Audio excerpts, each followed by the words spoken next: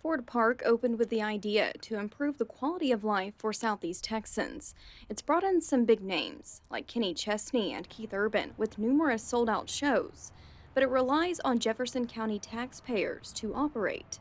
Like all public entertainment facilities in the United States, require some supplementation from the general revenues of the county to keep it going. It brings in revenue through events, sponsorships, advertising, and naming rights, but the revenue doesn't cover the expenses, like security, repairs, supply purchases, and the county's debt. Jefferson County Auditor Fran provided KFDM with a breakdown of the annual cost associated with Ford Park. Here are the numbers over the last 5 years. It follows the same pattern. The county pays more than $4.5 million each year for the cost of borrowing the money to build Ford Park, and it kicks in about another $1.5 million to cover operating expenses. Lee says she looked at the percentage of expenses compared to the revenue. Several years ago, we were running kind of a 2-for-1. It was costing twice as much as the revenue that they brought in. This year we're finishing up, it's about 180%. We're budgeted to drop down to 135.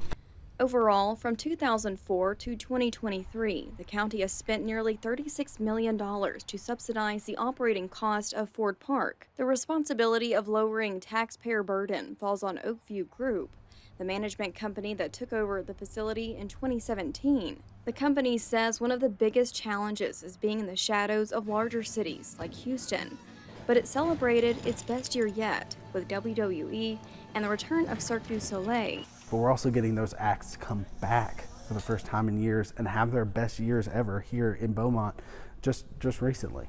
Doss says the group has made major improvements to all 12 ball fields, and LED boards have been installed as a means for advertising to bring in revenue. While you might hear there's nothing going on at Ford Park, Doss says it's clear. Events, new and returning, are on the books. You'll see that not only can we get the concerts, but we're having a lot of things for families to come out to. The county has tried to sell the facility, but the sale fell through.